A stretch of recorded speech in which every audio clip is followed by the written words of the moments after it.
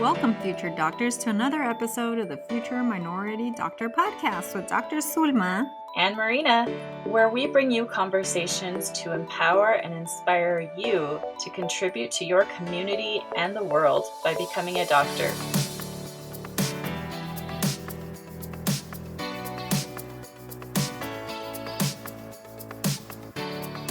Welcome back, future doctors. Today we're going to talk about the topic of self-confidence. This topic hits really close to home for me because I spent a lot of years through college and medical school not feeling confident. I spent so much time questioning my abilities and my potential. There were so many times when I doubted whether I had what it took to become a doctor. Yet here I am today, a successful doctor. There are many things on the pre-med journey that can lead you to doubt yourself and contribute to low self-confidence. Got a C or a D in organic chemistry? That can be a blow to your self-confidence. Do you see other students getting better grades than you, even though they don't study as much? That can also be a blow to your self-confidence. Did you score lower than you wanted to on the MCAT? That can be another blow to your self-confidence. In my case, I got D's and F's in my first introductory biology courses. Was that a blow to my self-confidence? Of course it was. Dr. Zulma, thinking back to your college experiences, what was something that was a blow to your self-confidence?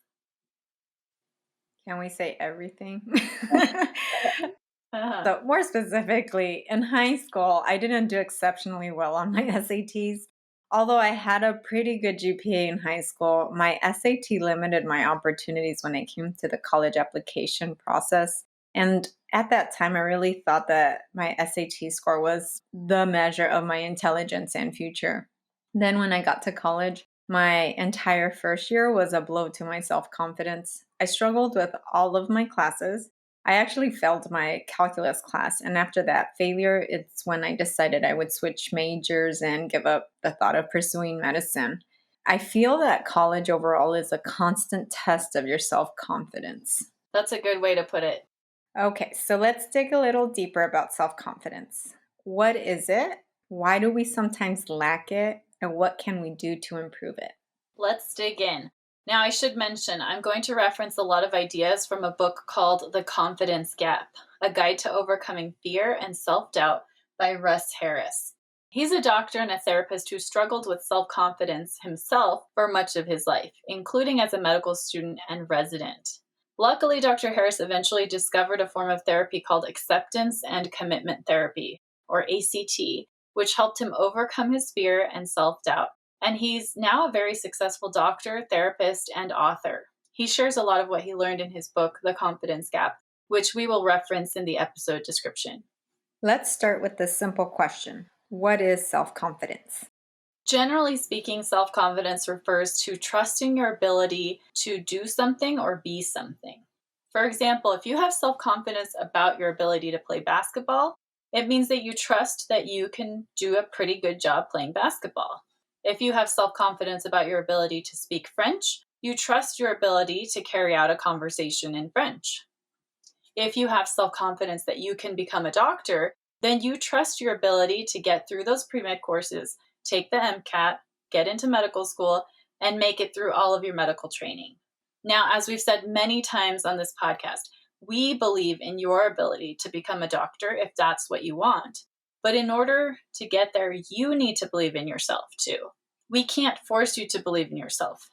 I wish I could give you a pill that would make you believe in yourself, but that just doesn't exist. You have to make that choice to believe in yourself and your abilities. And you have to practice that because, as we'll talk about, it doesn't just happen overnight. And even when you're a practicing doctor, you'll still continue to need to practice it as well. Yes. Unfortunately, many of us are not confident in our ability to succeed in many things. But why is that? Why do we sometimes lack confidence, Dr. Marina? Well, there are many possible reasons. The first one is excessive expectations or perfectionism. Now, I am 100% guilty of perfectionism. Very high expectations of myself. So here's an example. Let's say you're about to take the MCAT and you really want to get a good score. If I expect to get a 520 on my MCAT on my first try, chances are I won't get the score that I want unless I'm a really, really good test taker and really brilliant. And that will make me feel bad about myself. And so maybe I won't want to try again because I just proved to myself that I couldn't do it. So we have to have realistic expectations and try to avoid too much perfectionism. I always tell my kids there's no such thing as being perfect. So if you continue to try to be perfect, it's just never going to happen. Exactly. So I think believing in that, it's just something that does not exist to be perfect for anyone. Definitely. Another thing is harsh self judgment. If we grow up being judged harshly by our parents, our teachers, our friends, then we subconsciously learn to treat ourselves the same way. Even if we don't grow up being judged harshly by others, it's pretty normal for our minds to be judgmental towards ourselves. Going back to the MCAT example, if I didn't get the score I wanted, I can spend a lot of time judging myself harshly about it. Maybe telling myself that I'm not as smart as other people or will never succeed at being a doctor. But that harsh self judgment, it really doesn't get us where we want to go. It just makes it harder. Another thing that can happen is just plain old fear. Everyone experiences fear. You don't have to be unafraid to be confident. You just have to know how to use fear in the right ways. I like to think of fear as a form of energy, and you can make the conscious decision to channel that energy in order to help you in your effort to get better at the thing that you're trying to do. Or, unfortunately, you can use that fear and that energy to just keep you from doing the things that you want to do. But you do have a choice in how you use that energy coming from fear. And really, if you ask any performer, like an actor or a musician, they're not unafraid. They get afraid too, and they'll tell you that they feel afraid, but they choose to push through that fear and maybe even channel that fear into the thing that they're trying to do. About 2 years ago, a friend asked me if I would go rock climbing with her. And I thought, oh, you know what? It's something I've always wanted to try. Sure, I'll go with you. And so we went to a rock climbing gym. And it was the first time I had ever done it. And it was terrifying. I'm pretty scared of heights. So, I learned how to tie the rope correctly. I learned how to put on the harness. I learned how to help her go up the wall. But then when it came time for me to go up the wall, as soon as I was like 10 feet in the air on those rocks and I looked down a little bit, I was terrified. And so my hands start shaking, my body starts shaking. I'm just trying to tell myself, oh my God, I'm going to fall, I'm going to fall. But I know I'm not going to fall. And even if I fall, the rope is there to catch me. But still, my brain was just very afraid. So I had to just focus. Okay, I'm afraid, but I'm going to put that energy into just pulling myself up to the next rock and pulling myself up to the next rock. And don't look down because that's going to make you more afraid. But yeah, that was an interesting experience because I was very afraid. And after that time, she asked, oh, it was fun. It's nice having a partner for rock climbing because my other friends can't always do it. So you want to come back? And so it was like, do I really want to come back? But I told myself, you know what? This is actually kind of fun if I can just get past that fear. And I knew that the more I practiced, the less afraid I would be. So I did actually go back a couple of times. And then COVID hit, and I haven't been back since then because of my germophobia. But eventually, I do plan to go back and try to get a little bit better. Dr. Zulma, is there anything that you're really afraid of? Yes, I'm really afraid of public speaking, believe it or not. And I know everyone listening may not believe this because here I am speaking on a public platform where many are listening. I actually get palpitations before I record even this podcast when I speak in front of a group or do anything on media. I have lately been doing news media coverage about COVID on a local news media outlet, and every time, I kid you not, I swear I want to talk myself out of it the day of and go and hide.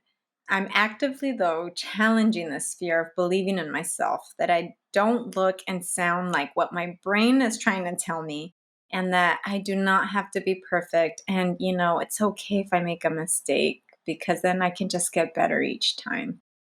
I love that. Yeah. I don't know a single person that I've ever met that is not afraid of public speaking. I think it's just one of those things that most of us are afraid of. But I love that you're pushing through that fear and you're accomplishing a lot of good by doing that. Yeah, and I think that's you sometimes will find that one thing that makes you push through with it and say here locally it's really to help the Latino community because it's a Spanish news media outlet. And I know that getting through my jitters, I'm doing it for the greater good. And I think that's what pushes me to just do it, regardless of my sweaty palms and my heart that's beating fast. And just giving myself that space that, if you make a mistake, it's fine. I mean, it's okay just not to be perfect. Exactly. Another thing that can get in the way of our self confidence is basically just lack of experience or skill. I was recently talking to two college freshmen who I'm mentoring, and they were having a hard time with their chemistry course. They had both struggled a lot in the class and they actually ended up dropping it. One of them told me, I don't really think of myself as good at science. I'm good at other things like dancing, but I'm not naturally good at science. And I looked at her and I asked her, how many hours of your life do you think you've spent dancing? And she looked at me with a little bit of a look of realization and said, I guess a lot of hours. If I were to count them up over the course of my life, I've danced a lot. And I said, now, how many hours of your life have you spent practicing chemistry problems? And she laughed. And my point there was that none of us are simply born being really good at chemistry. I pointed out that some of the students in her class who were better than her at chemistry probably had way more experience with chemistry than her. Maybe they took a few chemistry courses in high school. Maybe they took AP chemistry and the AP test. Maybe their mom was a chemist. Like, who knows, But the point is that you shouldn't just think of yourself as naturally good at something or naturally bad at something. Really, anyone who's good at anything has a lot of hours of practice behind that talent or that skill. So again, let's not let that get in the way of our self-confidence. We just have to realize that it's going to take practice just like it did anybody else.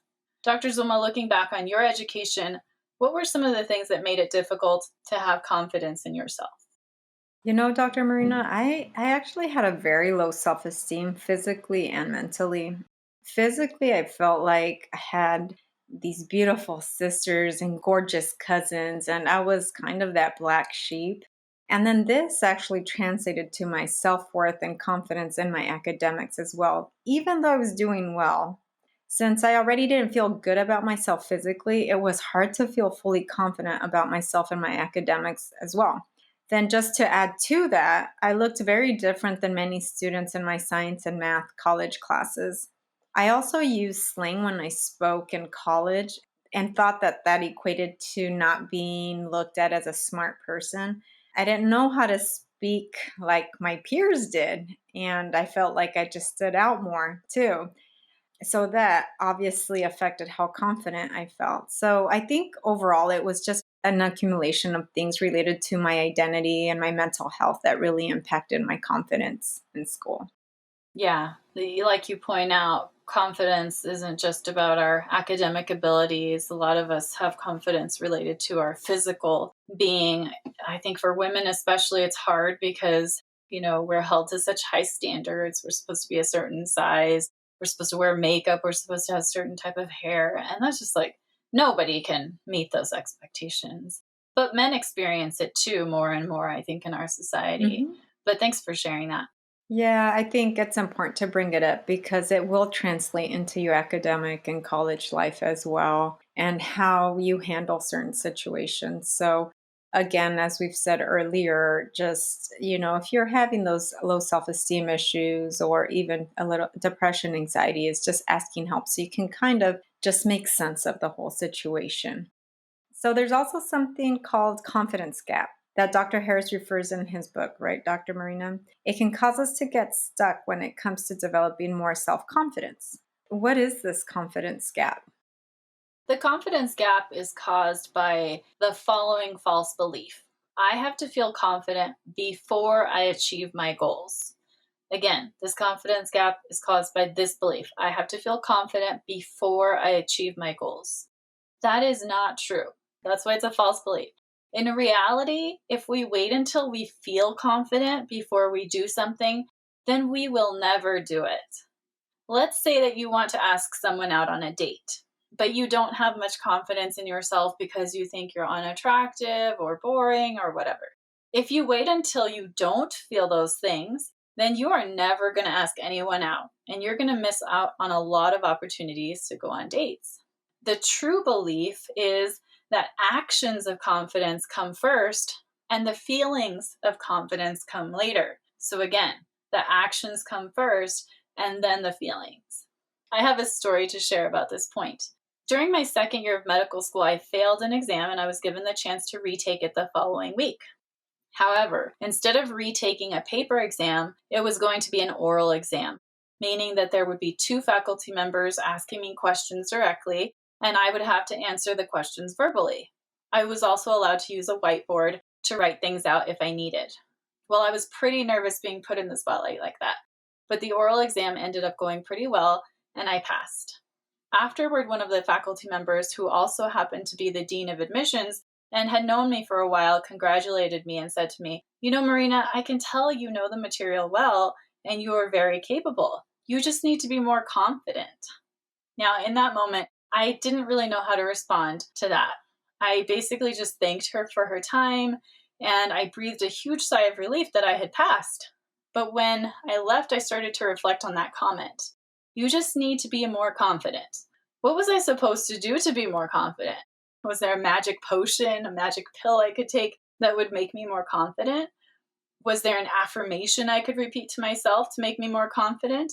After all, I had failed and I had to retake an exam, actually, a few exams in medical school. And every time I failed an exam, it was like the medical school was telling me, "You can't do this," or the tests were telling me. It took every ounce of persistence and courage I had to pick myself up and try again. Walking into that oral exam that day, I was not feeling at all confident. I had done my best to prepare, and I was determined to do my best, but if you could have seen inside my mind that day, there was definitely a lot of fear and doubt.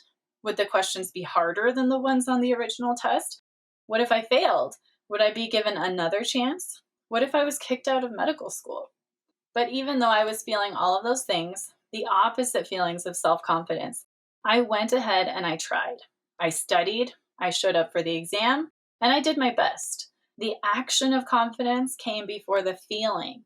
As it turns out, the fact that I passed that test and the fact that my dean made that comment helped me to feel a little bit more confident.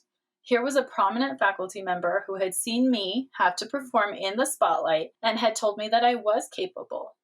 Unfortunately, telling someone that they just need to be more confident, however, isn't all that helpful. Dr. Zulma, did you ever have to forge ahead and do something even though you did not feel confident about it at all?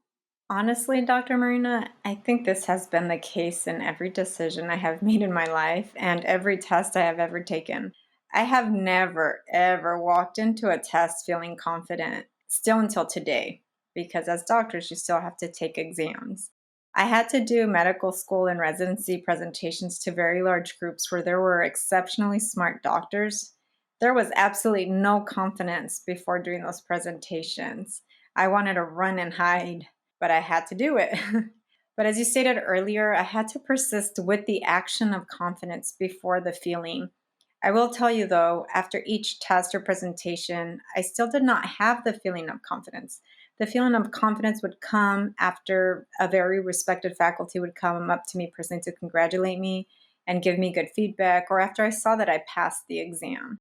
And as you're talking about this as well, it just reminds me of residency. If you were to wait to do residency until you felt comfortable, that's just nearly impossible.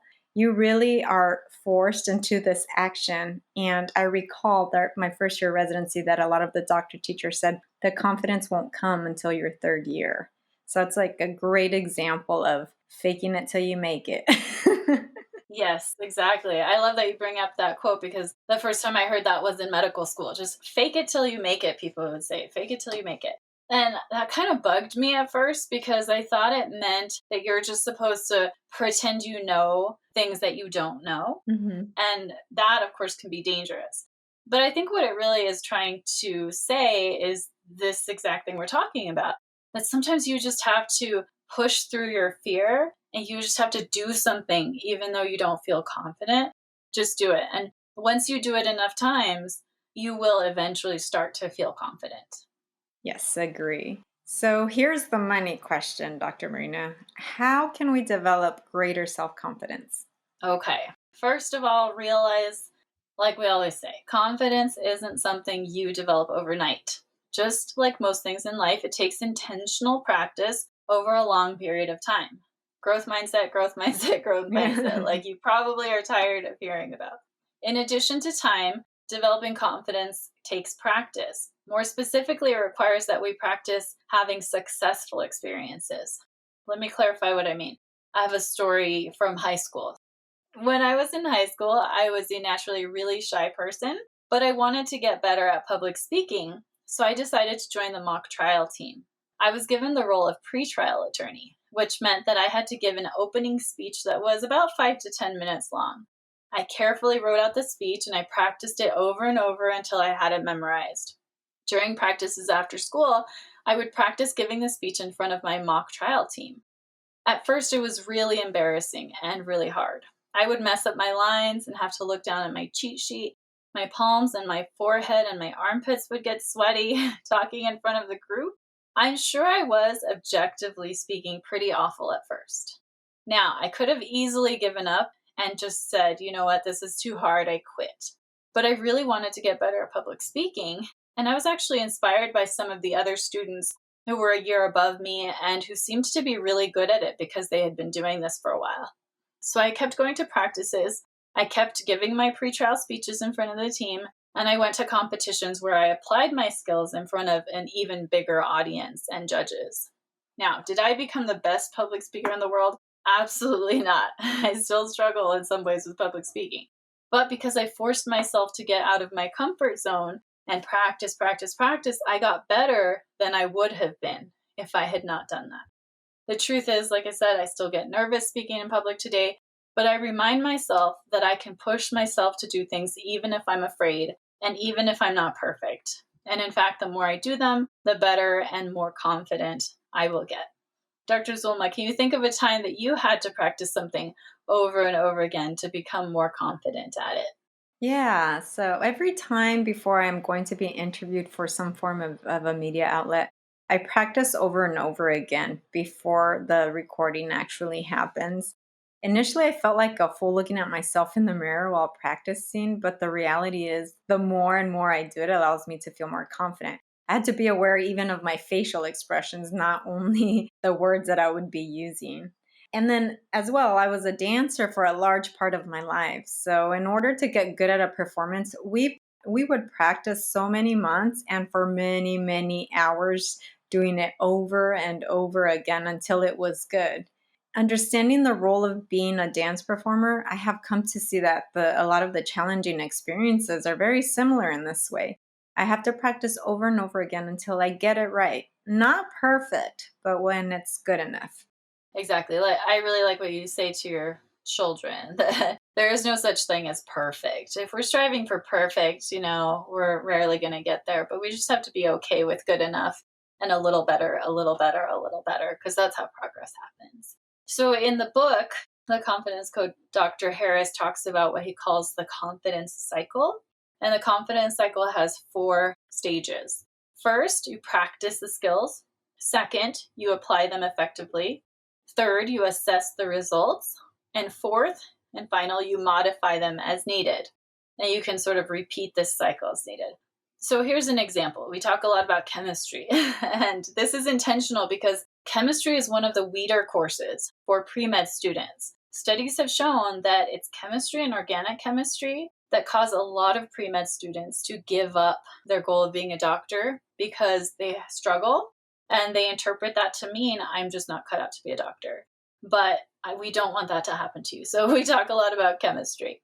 So in this example, in a chemistry class, if you want to get more confident about your ability to master chemistry, you have to do these steps. So first, practice the skills. You have to study hard. You have to do a lot of practice problems. You have to read your textbook. You have to quiz yourself.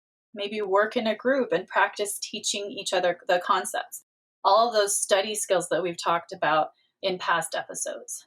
Second, you have to apply the skills effectively. When you take tests, you are getting practice at applying your chemistry knowledge and skills.